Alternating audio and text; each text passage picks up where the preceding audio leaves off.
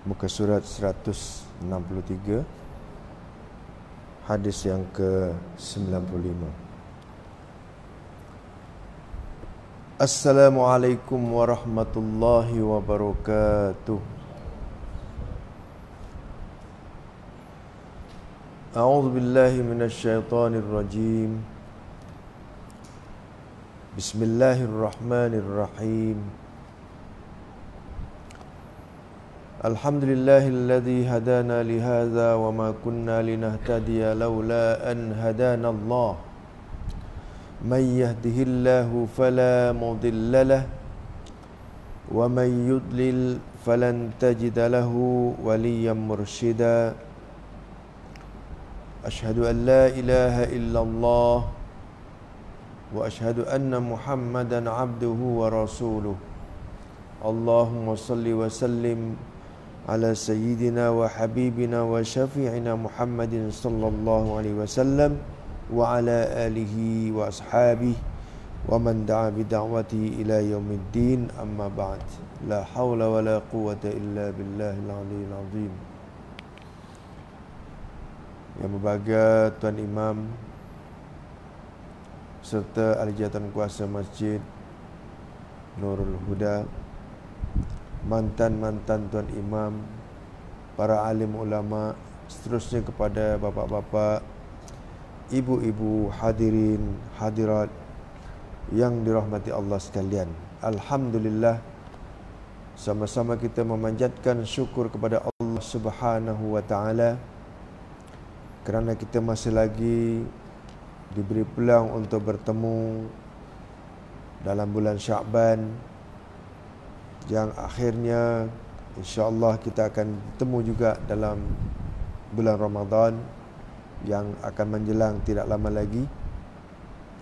Mudah-mudahan pada malam ini kita akan ulang kaji beberapa hadis yang berkaitan dengan tajuk keistimewaan orang yang bersifat zuhud. Mudah-mudahan Allah Subhanahu wa taala akan mengurniakan kita ketabahan hati, ketabahan untuk melaksanakan amal ibadah kepada Allah Subhanahu wa taala dalam bulan-bulan yang mulia ini, insya-Allah. Hadis yang pertama malam ini, bagaimana keadaan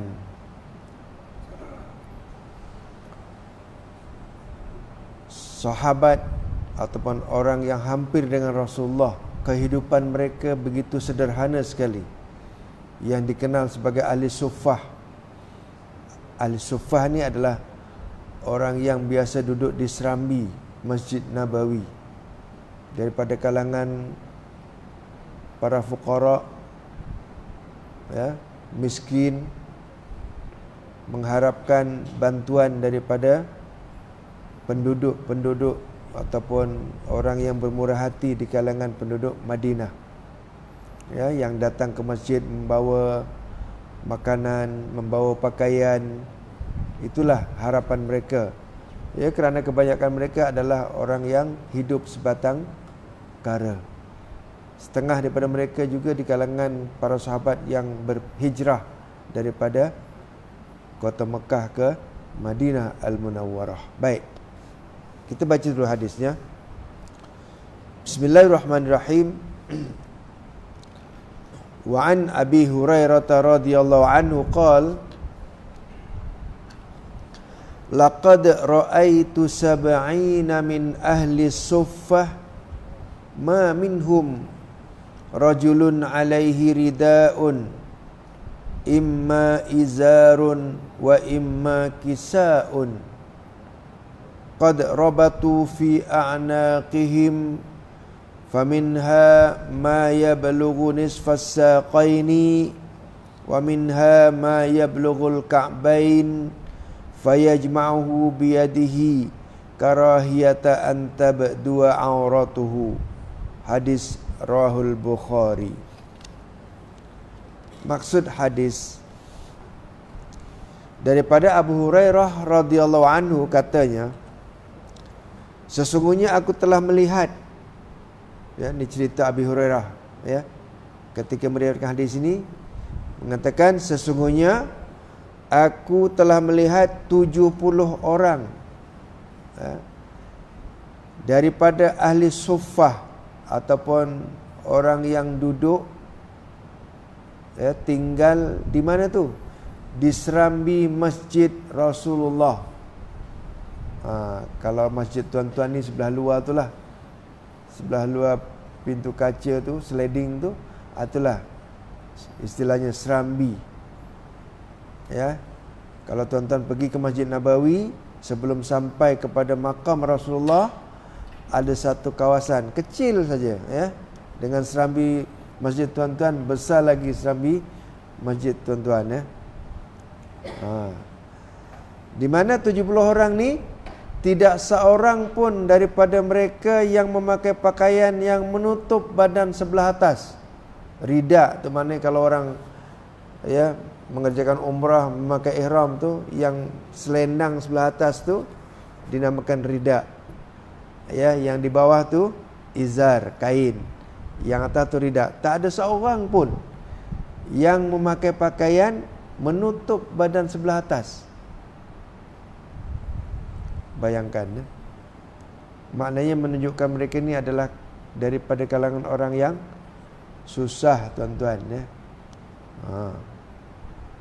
Boleh bayangkan dirilah bagaimana keadaan kita. InsyaAllah tuan-tuan, puan-puan, saya sendiri, ya, adakan baju yang tak pernah pakai, seminggu yang lepas tak pernah pakai, tak sentuh pun. Sebulan pun ada, ya.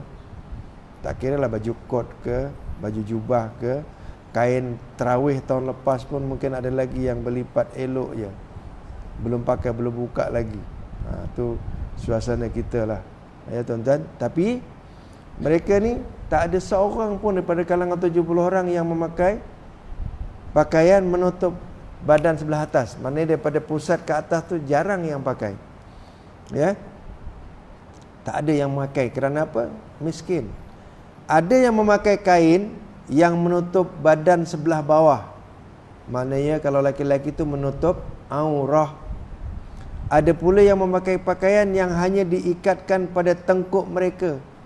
Boleh bayangkanlah tuan-tuan, kalau kita pakai kain plekat, ya, pegang kanan kiri tu diikatkan kat leher, macam itulah keadaannya, ya. Sesetengahnya tu sampai ke paras betis. Oleh kerana nak ditutupkan ke dada tu, hampir-hampir, ya, nampak lutut, tapi setengah betis, ya, sampai setengah betis, ya. Dan setengahnya pula sampai ke buku lali. Ada yang panjang sampai buku lali. Kemudian dicantumkan kain dengan tangan, dipegang belah depan tu dengan tangan. Kerana apa? Takut terbuka aurahnya. Itulah keadaannya. Boleh tuan-tuan bayangkanlah, ya.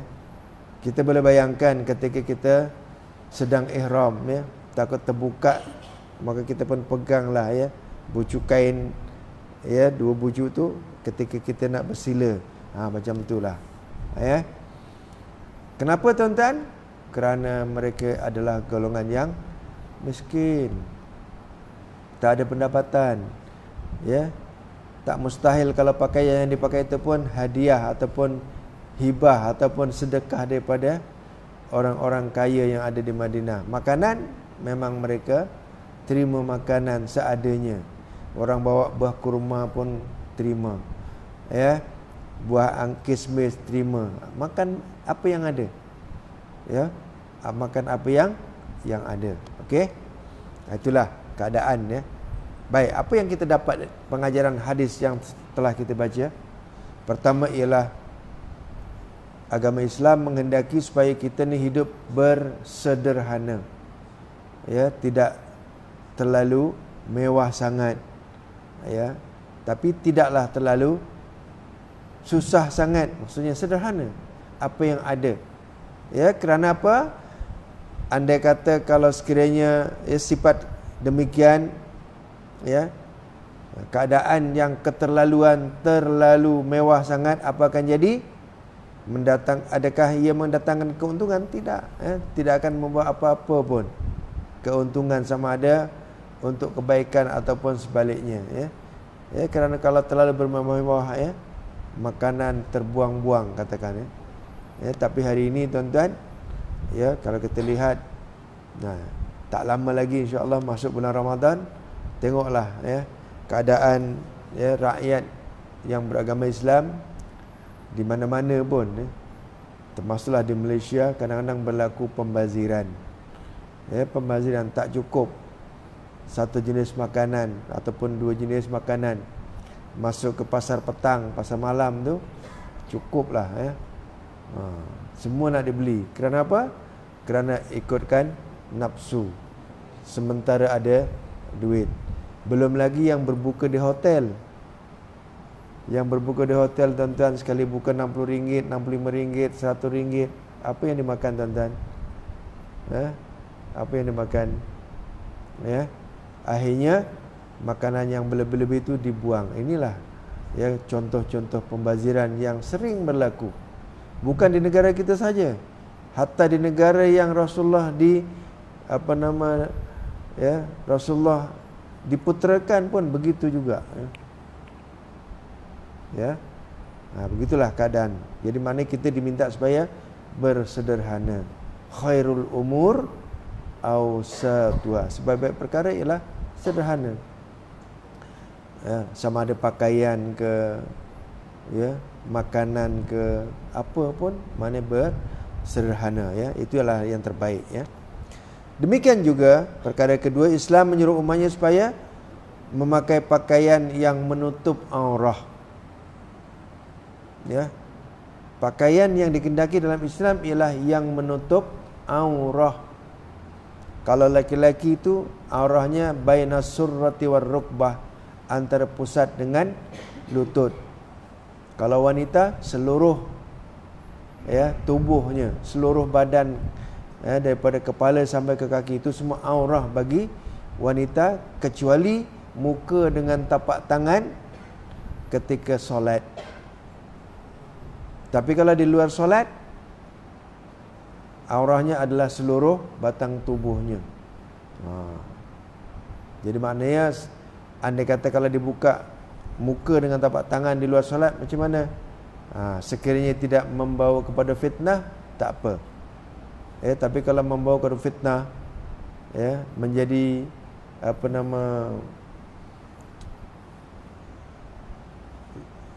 yang mata keranjang ni suka mengintai ataupun masih nak melihat lagi, maka itu dikira boleh membawa kepada fitnah, maka tetap wajib ditutup.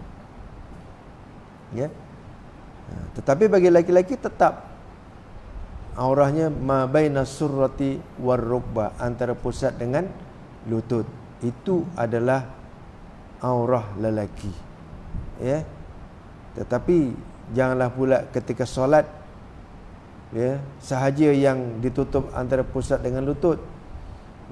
Tetapi ketika di luar majlis-majlis walimah kenduri, hebat-hebat dalam solat ni biasa. Tak bolehlah macam tu kan. Jadi maknanya kita ni biarlah di mana juga kita berada, begitulah keadaan kita berpakaian. Tapi manusia ni memanglah yastaghfuna minallah wa la yastaghfuna minan nas. Kita ni maknanya dengan Allah kita merasa ringan saja, rasa tak kisah, tapi dengan manusia ni kita kisah, malulah, seganlah. Ada ke tuan-tuan yang jamaah datang ke masjid hanya pakai pakaian bainas surrati wa rukbah? Tak ada kan? Tapi kalau kat rumah ni kadang-kadang solat ni pakai kain sudahlah. Tambah-tambah kalau dunia panas sekarang kan, takkan nak pakai jubah kat rumah, pakai kot lagi, panas. Tapi berpada-pada maksudnya, berpada-pada. Baik. Seterusnya, agama Islam sentiasa mengingatkan umatnya supaya tidak berbangga, tidak bermegah-megah dengan harta yang dimiliki. Harta yang kita miliki tuan-tuan adalah sebagai pinjaman. Maknanya kita diberi pinjam oleh Allah, jujur atau tidak kita dalam memegang amanah tu. pinjaman tu. Kita ada tanggungjawab kepada harta.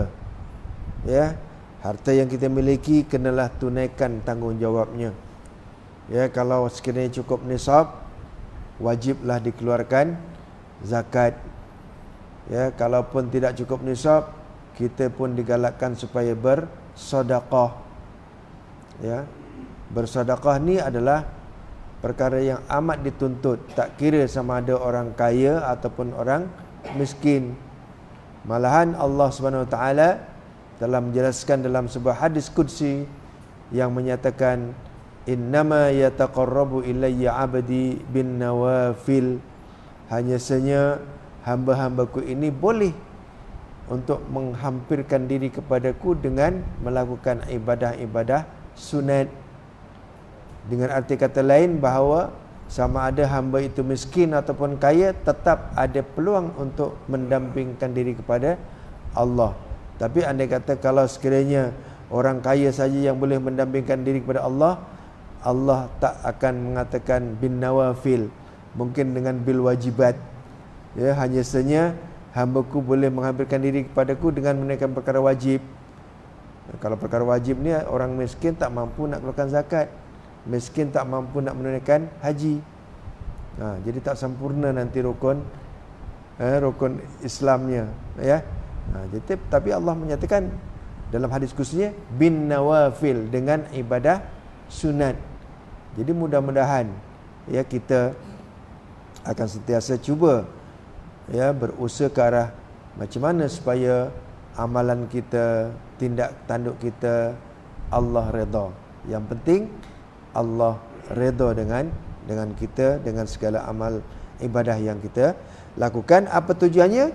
Kerana yang dikatakan harta tadi yang banyak itu bukan suatu jaminan untuk kita boleh bahagia ataupun menjamin kebahagiaan di akhirat nanti. Bukan kerana harta banyak. Tapi kalau harta yang dimanfaatkan, harta yang dizakatkan, dibersihkan, maka harta itulah sebenarnya yang boleh membantu ya tuannya untuk menaikkan martabatnya ya dan menghampirkan diri kepada Allah Subhanahu wa taala. Baik. Seterusnya, kita semua dikehendaki supaya sentiasa bersabar. Sifat sabar ini adalah sebagai tuntutan yang amat ya digalakkan.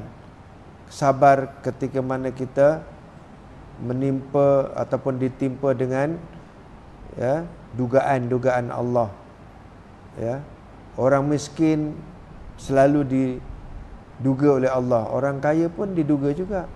Dugaan orang kaya ni, ketika harta banyak, ingat tak kepada golongan miskin? Ingat tak kepada untuk menunaikan zakat?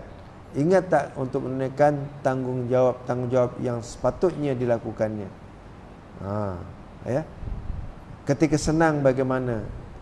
Ketika susah bagaimana? Itu semua adalah perlu kepada sifat sabar kepada setiap individu, ya. Baik. Dalam hadis ini kita lihat bahawa bagaimana keadaan para sahabat, ya. Para sahabat Rasulullah sebenarnya yang ramai adalah golongan yang susah, golongan yang miskin, tapi mereka tetap gembira, tetap kukuh untuk mempertahankan agamanya dan juga tetap berjuang menegakkan kalimah Allah. Mereka pakaiannya dalam keadaan tak sempurna, makanannya pun asal makan, tapi jiwa mereka sebenarnya kaya. Mereka tetap merasa tenang, merasa ada kegerunan untuk terus memperjuangkan agama Allah. Itulah keistimewaan para sahabat yang telah dibentuk oleh Rasulullah dengan jiwanya kental walaupun hidupnya dalam keadaan susah ataupun dalam keadaan payah, dan juga paling-paling pun hidup dalam keadaan sederhana. Jadi mudah-mudahan pengajaran yang dapat kita peroleh daripada hadis pertama malam ini akan membentuk diri kita sebagai insan yang tabah, bersabar ketika menghadapi dugaan, dan kita ingat di mana setiap manusia tetap akan menerima dugaan Allah Subhanahu wa taala, dan kita dikehendaki supaya sentiasa bersabar. Baik, hadis berikut. Wa an Abi Hurairah radhiyallahu anhu qala Rasulullah sallallahu alaihi wasallam ad-dunya sijnul mu'mini wa jannatul kafiri. Hadis rawahu Muslim. Maksudnya daripada Abu Hurairah radhiyallahu anhu katanya, Rasulullah sallallahu alaihi wasallam bersabda, dunia ini diumpamakan sebagai penjara kepada orang mukmin. Dunia seumpama penjara kepada orang mukmin, dan syurga bagi orang kafir. Apa maksud penjara? Bukanlah tuan-tuan ni dalam lokap, tidak. Maksudnya orang mukmin ni banyak pantang larangnya, banyak tegahan-tegahan yang perlu dipatuhi. Bukan asalkan bujur lalu melintang patah, semuanya nak diredah, tidak. Itu maksudnya. Maksudnya kita ada peraturan, ada sekatan-sekatan yang patut kita berhati-hati supaya kita jangan terlajak ataupun terlanjur untuk melakukan perkara-perkara larangan. Kerana itu maknanya orang mukmin dia ada batasan. Tetapi orang mukmin yang beriman kepada Allah Subhanahu Wa Taala nanti ketika kembali ke akhirat, masuk ke dalam syurga Allah, di situ tidak ada pantang larang. Buatlah apa yang anda suka. Semuanya telah diberikan oleh Allah Subhanahu Wa Taala kebebasan sebebas-bebasnya. Begitulah sebenarnya gambaran orang kafir di dunia. Dia tak ada pantang larang, bujur lalu melintang patah, semuanya boleh.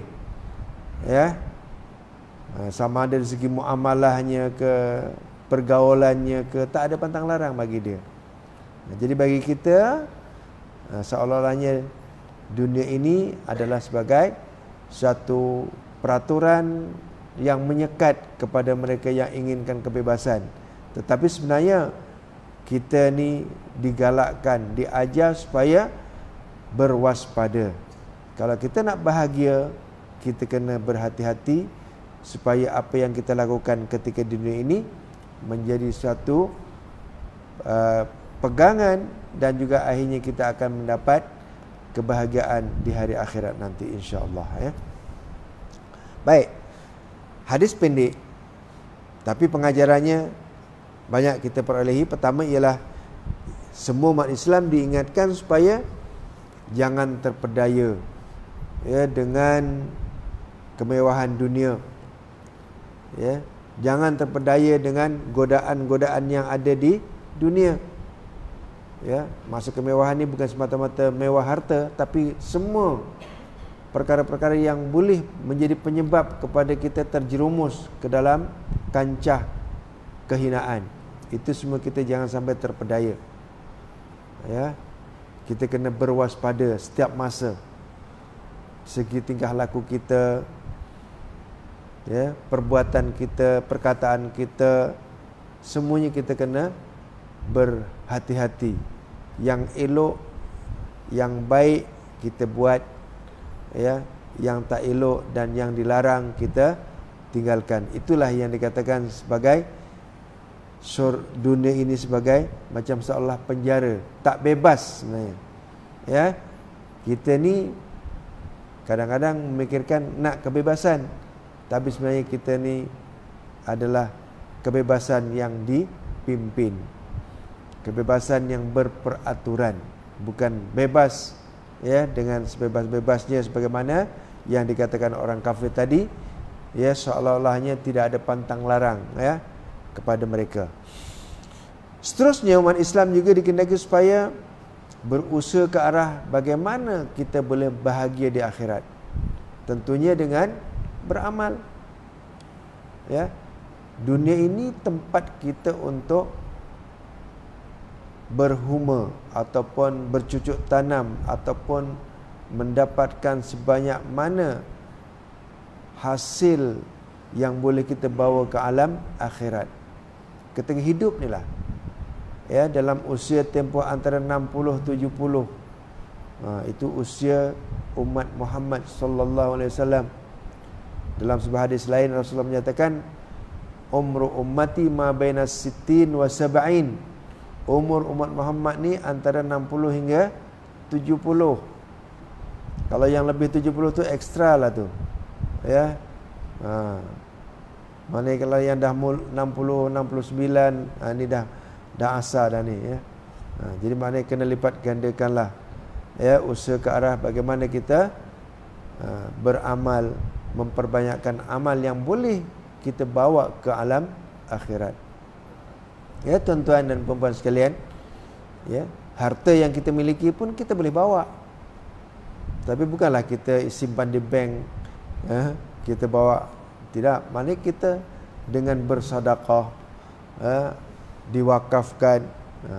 Sekarang ni maknanya usaha ke arah kempen berwakaf.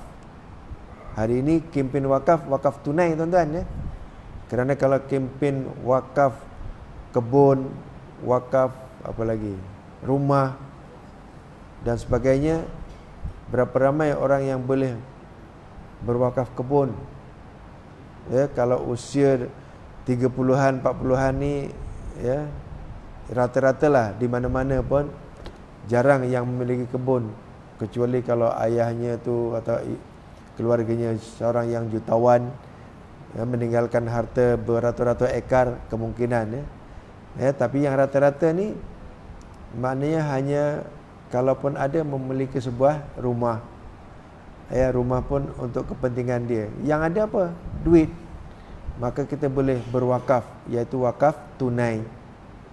Ya, wakaf tunai yang telah diperkenalkan oleh Perbadanan Wakaf Selangor ini ialah kita berwakaf dan harta ataupun duit yang diwakafkan tadi ditabungkan dalam satu dana, ya, berapa juta katakan, kemudian dibelikan kebun ataupun dibelikan bangunan, dan bangunan itu akan disewakan. Ya, apabila berkembang harta itu, maknanya kita ya, selaku orang yang berwakaf ada saham kita, saham wakaf kita, iaitu mengembangkan harta umat Islam. Ya, bagaimana hari ini tuan-tuan, di mana tanah reserve Melayu makin susut. Ya, kalau wakaf ni satu ketika nanti memiliki dana yang begitu banyak, maka sudah barang tentu ada peluang untuk membeli tanah-tanah reserve Melayu yang akan dijual kepada bukan Melayu. Hari ini ramai orang bukan orang Melayu jual tanah reserve kepada bukan Melayu. Hatta di Selangor pun sama. Walaupun mereka tak dapat nama tak apa. Tapi dia ada perjanjian. Ya, ada perjanjian, kemudian tanah tu milik, ya, milik Ah Chong ke, milik Ramasamy ke. Tapi hakikatnya tanah tu adalah, walaupun nama orang Islam, nama Muhammad bin Abdullah contohnya, tapi pemilik sebenarnya sudah bertukar kepada bukan Melayu. Jadi kalaulah dana ini boleh berkumpul dengan banyak, maka saya percaya boleh dibelikan kepada tanah-tanah seperti ini ya. Ya, tambah-tambah lagi di kawasan bandar hari ini, ya, kegairahan orang kita menjual tanah kerana nilainya mahal. Ya, dia nak dapat duit secara spontan, duit banyak ya. Tapi akhirnya ya, kebun tergadai ya. Jadi mudah-mudahan ya, usaha ke arah hari ini kita cubalah bantu dengan cara kita berwakaf. Kalau sebelum ini tuan-tuan, ramai di kalangan umat Islam di Selangor mewakafkan harta, katalah tapak rumah, Tiba-tiba tapak rumah tu oleh kerana kecil, ya, mungkin sebesar 20 ataupun 25 kali 30, ya, ataupun mungkin 40 kali 60, kecil ya, nak dibangunkan susah. Ya. Ada yang bertanya dengan saya, dia kata saya dah wakafkan tanah tu dah lebih 5 tahun tapi penuh dengan lalang, penuh dengan selaput, tak ada hasil. Jadi kalau tak ada hasil artinya kita tak ada jariahnya, tak ada lah. Ya. Jariahnya tak ada hasil. Sebab itu mana di kalangan penduduk tempatan dia suka wakaf kebun 1 ekar yang ada tanaman, katalah sawit ke ataupun getah ke ataupun apa-apalah, sawah ke, kepada masjid. Tujuannya supaya hasil itu terus kepada masjid, dia nampak ketika hidup lagi.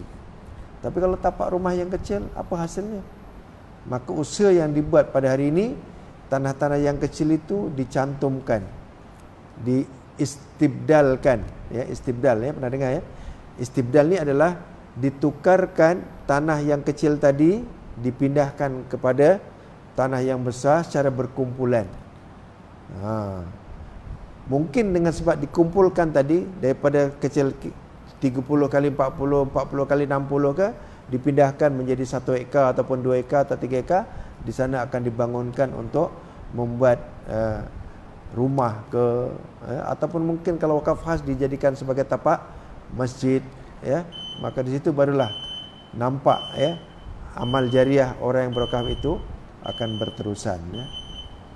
Okey. Kita bagi muazzin untuk azan dulu.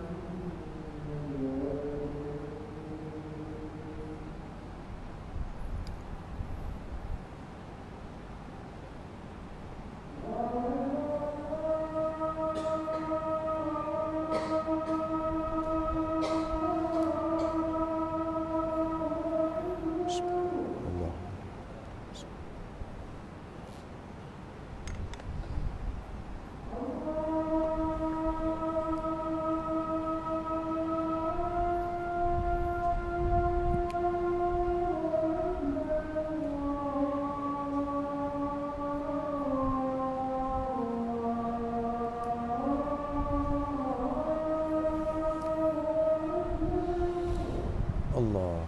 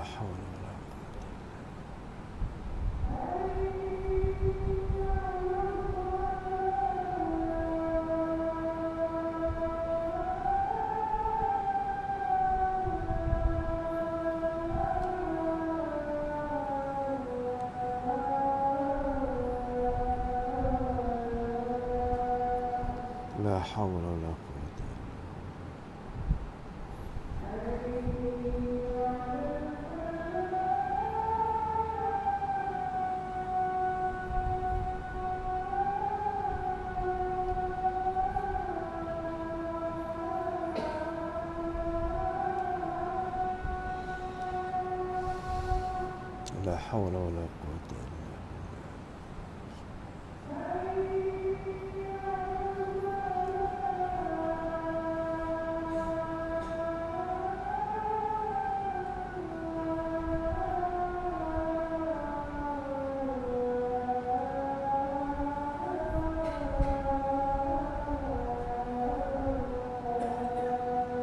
la haula wala quwwata illa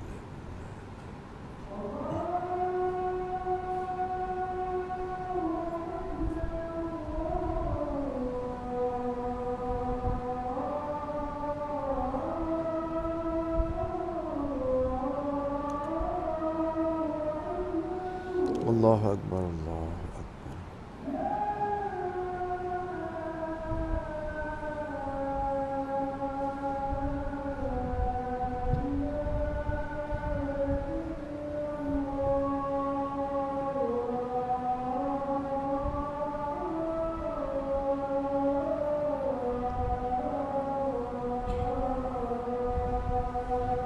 Aqan la ilaha illallah. Allahumma وبعث مقام.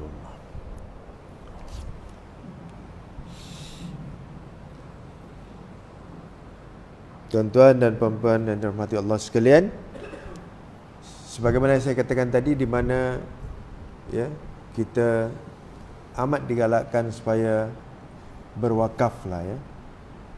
Ya, tambah-tambah lagi sekarang wakaf yang paling mudah ialah wakaf tunai.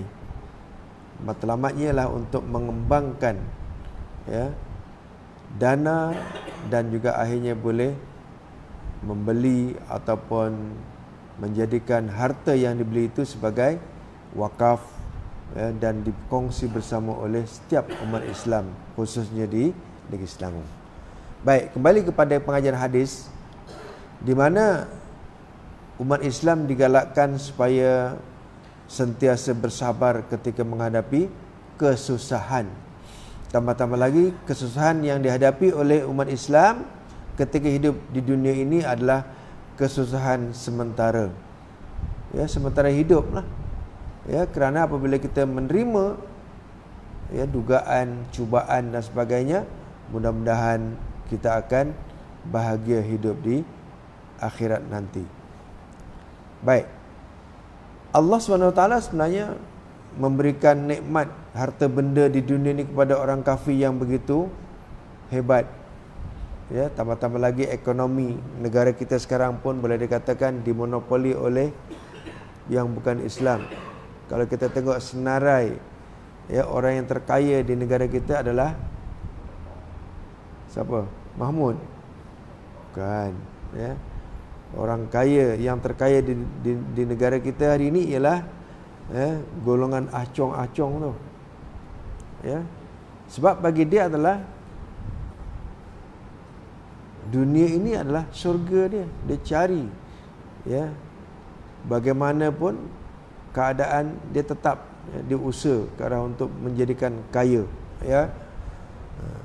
Tetapi bagi mereka, andai kata kalau mereka kekal dengan kekufurannya, maka tetap mereka akan menerima azab Allah, siksaan Allah di hari akhirat kelak ya. Kita selaku umat Islam, biarlah kehidupan kita sederhana tetapi hidup yang seimbang ya. Kita nak bahagia di dunia dan juga bahagia di akhirat ya. Hadis yang pendek tadi menggambarkan bagaimana dunia umpama penjara kepada orang yang beriman. Kenapa dikatakan penjara? Ya, kerana banyak sekatan-sekatan, banyak larangan-larangan ya. Kemudian tidak bebas kita bergerak ya. Ada hukum ahkam yang terikat kita patuhi ya, ada hukum haramnya, hukum wajibnya ya, di samping sunat dan hukum makruh. Itu semua adalah sebagai suatu peraturan yang wajib kita patuhi, wajib kita laksanakan dengan harapan kita akan mendapat kebahagiaan nun di akhirat nanti ya. Baik. Kenapa pula dikatakan syurga bagi orang kafir? Dunia ini sebagai syurga. Ya, kerana apa? Segala tindakan dan kelakuan mereka bebas. Mereka bebas melakukan apa saja menurut hawa nafsunya serta keinginannya. Ya, mereka tidak terikat dengan hukum. Ya, bagi dia tak ada. Bagi mereka tidak ada hukum haram. Ya, tidak ada hukum halal. Semua halal. Ya, bagi mereka semuanya adalah boleh. Ya, tak terikat dengan hukum Allah. Ya, itu sebabnya dikatakan kenapa dunia ini sebagai umpama syurga bagi mereka. Ya, walaupun ada juga ya orang kafir yang hidup merempat. Ya, tetapi bagi dia berpahaman bahawa merempat di dunia ini adalah sebagai satu kehebatan ataupun kesenangan jiwanya. Ya. Baik. Seterusnya hadis ini juga menggalakkan supaya orang yang beriman tidaklah tertumpu siang malam memikirkan tentang dunia. Yang penting ialah dunia yang kita miliki jadikanlah sebagai peluang untuk kita mencari kesenangan di hari akhirat nanti. Ya, mudah-mudahan ya kita semua berusaha ke arah ya kebahagiaan hidup yang sebenar, yaitu kebahagiaan hidup di akhirat nanti. Baik, kita baca satu hadis lagi walaupun agak panjang. Ya. Wa an Ibni Umar radhiyallahu anhuma qala akhadha Rasulullah sallallahu alaihi wasallam bimankibi faqala kun fid dunya ka'annaka gharibun aw 'abiru sabilin. Wa kana Ibnu Umar radhiyallahu anhuma yaqul iza amsayta fala tantadhiris sabaha wa iza asbahta fala tantadhiril masaa wa khuz min sihhatika bil limaradik wa min hayatika limautik. Hadis rawahul Bukhari.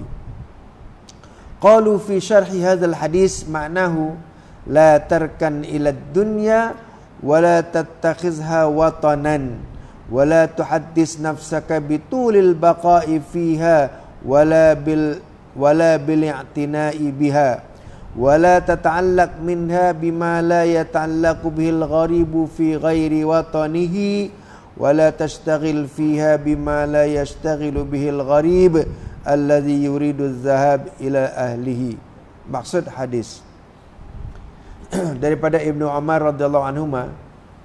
Ibnu Umar ni adalah namanya Abdullah Ibnu Umar, anak kepada Sayyidina Umar Ibn Khattab. Ya, tuan-tuan mungkin dah ingat kisah bagaimana Abdullah Ibnu Umar ni adalah orang yang zuhud. Ya, orang yang zuhud. Tiap malam berjaga, menunaikan solat, berpuasa hari-hari. Ini dah Abdullah bin Umar ya. Orang yang sentiasa zuhud ya. Apa makna zuhud ni? Zuhud maknanya dia tidak terlalu memikirkan ya kepentingan hidup di dunia semata-mata, tetapi dia berusaha ke arah untuk kebaikan ya kehidupan di akhirat nanti. Itulah yang dikatakan zuhud ya. Bukanlah artinya dunia ditolak terus ya. Ini dunia tak ada, buat juga ya, tetapi maknanya berpada-pada. Baik. Apa pesanan Rasulullah kepada Abdullah bin Umar ni? Mengatakan, hendaklah engkau jadikan dirimu di dunia ini sebagai pengembara. Kita bayangkan kalau orang mengembara ya, datang sekejap lepas tu baliklah ya, atau sebagai orang yang sedang melintas jalan ya, katalah melintas jalan nak balik ke rumah seberang sana ya, berapa lama dia tunggu? Sekejap kan. Itulah maknanya kita gambarkan dunia ini sebagai pengembara ataupun orang yang melintas jalan. Duduk tepi jalan tu bukan nak lama-lama, kejap ya. Dah melintas, tak fikir pun bab tempat yang dia duduk tadi. Begitulah ya keadaan yang dikendaki kita dalam bab dunia ni. Kemudian Ibnu Umar berkata, apabila engkau berada di waktu petang, janganlah menanti sehingga ke pagi. Maksudnya tuan-tuan, kalau kita berada di waktu petang. Janganlah kita bermimpi mengelamun untuk hidup sampai pagi. Itu maksudnya. Ya. Maknanya istilah esok masih ada. Ya, itu bukan orang zuhud. Ya. Orang zuhud dia tak tahu. Dia hanya mengatakan wa a'lamu ma fil yaumi wal amsi qablahu walakinnani an ilmi fi ghadin ami. Aku tahu yang berlaku hari ini, semalam dan sebelumnya. Tapi yang besok ni tak tahu. Ya, itu orang yang zuhud. Ya. Sebab itu maknanya kita berusaha ke arah bagaimana kita memperkayakan diri kita dengan amalan. Ya. Sebagaimana Sayyidina Ali karramallahu wajhah ketika sebelum solat menggeletar. Menggeletar macam orang demam panas tu. Ya, kenapa wahai Amirul Mukminin? Ya. Aku lihat Amirul Mukminin nak solat menggeletar. Dia kata apa? Dia kata, aku takut kalau ibadahku nanti Allah tak terima. Ya. Wakil mengatakan, aku takut kalau ini adalah akhir solatku. Kan dalam tu. Ya. Jadi kalau sekali kita ni tahulah sembahyang isyak kita nanti sekejap lagi adalah sembahyang yang terakhir. Takkan kita nak buat main-main. Ya. Ataupun kalau kita tahu bahawa ibadah kita selepas ni nanti Allah tak terima, tentu kita akan buat bersungguh-sungguh. Itu maksudnya, ya. Dan apabila engkau berada di waktu pagi, jangan pula menanti hingga ke petang. Ya. Di sini kita gambarkan bahawa kita dikehendaki bekerja bersungguh-sungguh, berusaha ke arah supaya apa yang kita buat itu diterima, bukan kerja main-main, ya, bukan cincai-cincai, tetapi kita nak buat sesungguhnya, ya. Al-itqan, ya, fil amal, mana kita buat kerja dengan penuh teliti, ya, dengan ketekunan yang ada pada diri kita. Itu adalah sebaik-baik amal, ya. Gunakan masa sehatmu sebelum engkau sakit. Ketika sehat inilah kita untuk melakukan ibadah, ya, kerja amal dan sebagainya. Dan gunakan masa hidupmu sebelum engkau mati. Masa hidup inilah kita nak beramal sebelum meninggal dunia. Baik. Kemudian para ulama telah pun menjelaskan hadis ini, menyatakan janganlah engkau terlalu menurut kemahuan dunia. Maknanya kita ni jangan terlalu mengikut kehendak dunia. Ya, kehendak dunia kan macam-macam. Ya. Tapi apa pun kita hidup di dunia, perlu juga kita, ya, melihat ataupun kita perlu melaksanakan sesuatu yang boleh memberikan manfaat kepada diri kita. Tapi kita janganlah pula istilah bujur lalu melintang patah, semuanya nak diratahnya, bukan. Ya, kita kena berpada-pada ataupun berwaspada. Janganlah engkau jadikan dunia ini sebagai tempat menetap, kita nak tinggal lama. Ya, bukan itu. Kita tinggal sementara saja. Ya, dunia yang kita miliki ini pun milik sementara. Ya. Betul tak? Ya, rumah yang kita bina, kereta yang kita beli, tanah yang kita beli, tanah yang kita usahakan, mati tinggal. Tak adalah kita nak bawa, tak ada kan? Buku akaun pun kita tinggal, bawa ke? Tak ada, ya. Tak ada, semua tinggal. Janganlah engkau berkata kepada dirimu bahawa engkau akan hidup lama di dunia ini. Muda lagi ni, baru 40. Ya. Takkanlah saya tak dapat mencapai usia 80, contoh, ya. Tak boleh, ya. Jangan kita bercita-cita nak hidup lama. Dan janganlah bersusah payah kerana dunia. Tengok jiran sebelah hidup senang, mewah, kita pun nak juga usaha. Kerja siang malam, tak ingat masa, tak ingat tanggungjawab. Jangan engkau bergantung kepadanya, kepada dunia, tapi buatlah seperti mana orang yang musafir. Orang musafir kemana pun dia pergi, sampai ke Jepun ke, sampai ke Singapura ke, sampai ke London ke, bukan nak duduk lama kat sana. 2-3 hari baliklah. Tidak akan bergantung harap kepada negeri orang, dan jangan kau bersibuk di dunia seperti mana orang musafir, tidak sibuk bekerja di negeri orang, dan akhirnya akan kembali ke mana? Balik ke negerinya atau balik kepada keluarganya. Itulah dia hidup di dunia. Tambah-tambah lagi hidup di dunia, kalau yang hidup dah 70 tahun, 80 tahun, lama, bukan, sekejap. Yang hidup lama nun nanti, di akhirat hidup lama, hidup yang tak mati-mati. Gambarannya bagaimana kehidupan di dunia dengan kehidupan di akhirat? Allah telah menjelaskan, dalam ayat Al-Quran mengatakan, inna yawman 'inda rabbika ka'alfi sanatim mimma ta'udun. Sesungguhnya satu hari akhirat, satu hari, bandingan hidup dunia ka'alfi sanatin, sama dengan 1000 tahun hidup di dunia. Itulah kehidupan di akhirat, sehari sama dengan 1000 tahun. Alfi sanah, 1000 tahun. Tuan-tuan, puan-puan, saya sendiri tak merasa hidup 1000 tahun.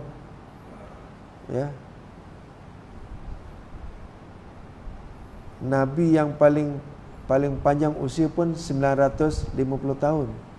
Nabi siapa? Nabi Nuh 950.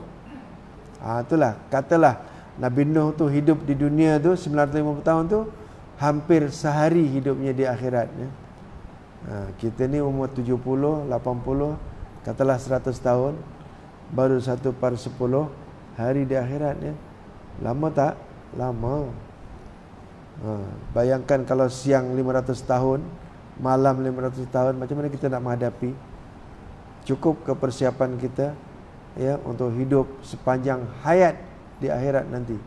Maka usahalah, semoga kita boleh hidup dalam keadaan bahagia di akhirat. Oleh itu, pengajaran yang kita dapat daripada hadis ini, Islam melarang umatnya mencintai dunia lebih daripada segala-galanya. Seolah-olah dunia ini milik dia, dunia ana yang ampunya. Jangan. Dunia ni pinjaman, kita pegang. Dunia ni adalah Allah bagi pinjam pada kita. Pakaian yang kita pakai pun Allah bagi pinjam. Mati nanti tinggal. Yang dibawa apa? Kain kafan. Itulah yang kita bawa. Itu pun sementara kita dikebumikan. Kain kafan tu lama-lama pun reput juga kan. Itu yang nanti akan dibangkitkan manusia dalam keadaan berbogil. Tak malu ke? Kalau dah semua sama, malu apa? Ketika itu tidak ada siapa merasakan malu. Masing-masing memikirkan tentang keadaan, ahwalu yaumil qiyamah, gundah gulana hari kiamat. Tak mikir dah. Yauma yafirrul mar'u min akhihi wa sahibatihi wa banihi wa ummihi wa abi. Ketika itu masing-masing lari, tak memikirkan tentang anak ke, isteri ke, ayah ke, ibu ke, tak ada. Masing-masing kullu, setiap seorang maknanya memikirkan hal masing-masing. Jadi kita, sebelum kita memikirkan hal masing-masing, kita fikirlah ketika di dunia ini bagaimana supaya kita ni tidak menjadi insan yang tidak ada apa-apa milik ketika itu, supaya kita persiapkan, mudah-mudahan kita mendapat kesenangan dan juga kemewahan ketika di akhirat nanti. Baik, oleh kerana itu maknanya kita kena berusaha ke arah membawa bekal-bekal yang boleh membantu kita menjadikan senang, ya. Gunakanlah masa singkat di dunia ini untuk kita mencari bekalan, ya. Di samping itu juga, ya, hadis ini menggalakkan supaya kita jangan bertangguh, ya. Jangan bertangguh dalam melakukan kebaikan, ya. Kerana apa? Bertangguh itu adalah sifat yang buruk.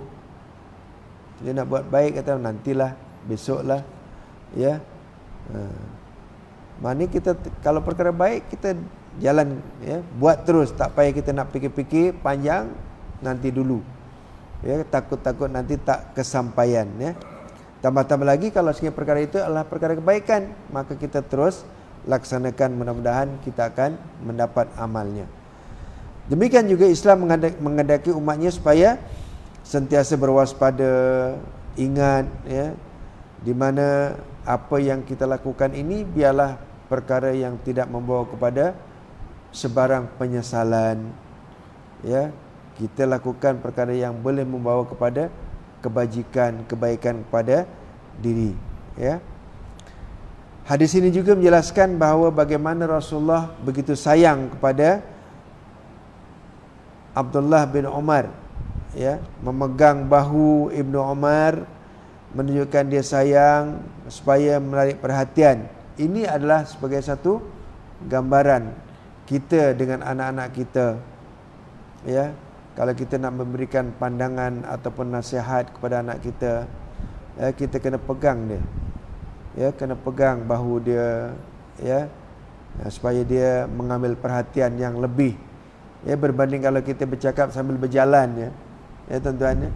Kalau kita bercakap sambil berjalan, ya, berpesan sambil berjalan, kadang-kadang indah tak indah je kan. Tapi kalau suruh duduk nak, ya, ayah nak cerita, ayah nak bercakap, ya, kalau berdiri pun sama-sama berdiri, pegang dia punya tangan, pegang bahu, maka tentunya dia akan ingat pesanan, ya, yang disampaikan oleh ibu bapa kepada anak-anak, ya. Itu satu kaedah, ya, kaedah bagaimana kita supaya cakap kita, ya, boleh diperhati, boleh diambil perhatian dan juga akhirnya boleh dilaksanakan oleh orang yang kita sayangi, insya-Allah, ya. Juga kita digalakkan supaya segeralah menunaikan tanggungjawab mengikut waktunya, ya, sama ada yang wajib ataupun yang sunat, tunaikanlah mengikut waktu. Jangan kita berlengah-lengah, tambah-tambah dalam bab ibadah kepada Allah SWT, ya. Oleh kerana itu, mana kita kena berusaha, ya, berusaha. Hidup kita sehari semalam 24 jam, ya, kita kena beri peluang, ya, untuk kita beribadah, ya. Dunia-dunia juga kita cari, tapi ibadah pun kita kena cari sebagai bekalan ke akhirat nanti, ya. Seterusnya, ya, orang yang beriman, kita jangan terlalu panjang angan-angan, ya. Sebab apa? Kalau kita terlalu berangan-angan mengikutkan hawa nafsu, ya, maka dikuatiri, ya, kita akan terlepas usaha ke arah untuk memperbanyakkan ibadah kita kepada Allah Subhanahu wa taala, ya. Semoga dengan sedikit penjelasan yang dapat pada malam ini akan memberikan kita kesedaran untuk kita meneruskan amal ibadah kepada Allah Subhanahu wa taala sebagai bekalan kita yang sebenar, insya-Allah, ya. Ada soalan tak setakat ni?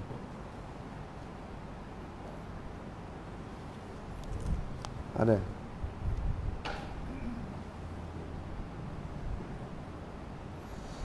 Okey, insya-Allah kita akan berhenti pada hadis yang ke-98 muka surat 168, ya. Dan saya percaya ini adalah kuliah, ya, yang terakhir sebelum menjelang Ramadan, ya. Ya, mudah-mudahan, ya, kita sama-sama memohon kepada Allah Subhanahu wa taala kita mendapat barakah dalam bulan Syaban ni, dan kita mohon supaya Allah sampaikan kita ke bulan Ramadan nanti untuk kita melipat gandakan usaha kita, amal kita di bulan Ramadan. Tambah-tambah lagi umur umat Muhammad saya katakan antara 60 hingga 70 tahun. Tapi andai kata kalau kita setiap Ramadan boleh bertemu dan beramal pada malam yang dikatakan Lailatul Qadar, maka sudah barang pasti Allah akan tambahkan ya pahala ibadah kita ya sepanjang berapa? 85 tahun 4 bulan 1000 tahun ya. 1000 bulan ya, 1000 bulan kan. Siapa yang beramal dalam malam yang dikatakan Lailatul Qadar, seolah-olah dia beramal sepanjang 1000 bulan. 1000 bulan tu maknanya berapa tahun? 84 tahun berapa bulan?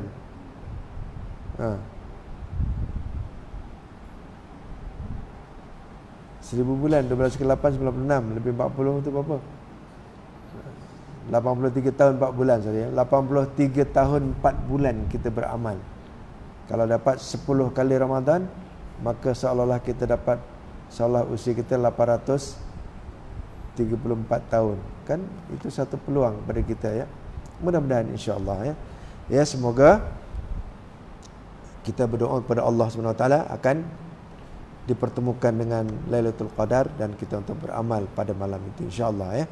A'udzubillahi minasyaitonirrajim. Bismillahirrahmanirrahim. Alhamdulillahirabbil alamin. Wassalatu wassalamu ala asyrafil mursalin. Allahumma ja'alna minal ladzina yastami'una al-qawla fayattabi'una ahsanah. Allahumma arinal haqqa haqqan warzuqna ittiba'ah wa arinal batila batila warzuqna ijtinabah. Allahumma barik lana fi Sya'ban wa ballighna Ramadan birahmatika ya arhamar rahimin. Rabbana atina fid dunya hasanah wa fil akhirati hasanatan wa qina adzaban nar. Wa sallallahu ala sayyidina Muhammad wa ala alihi wa sahbihi ajma'in. Walhamdulillahi rabbil alamin. Aqulu qawli hadza wa astaghfirullahal azim li wa lakum. Wassalamu alaikum warahmatullahi wabarakatuh.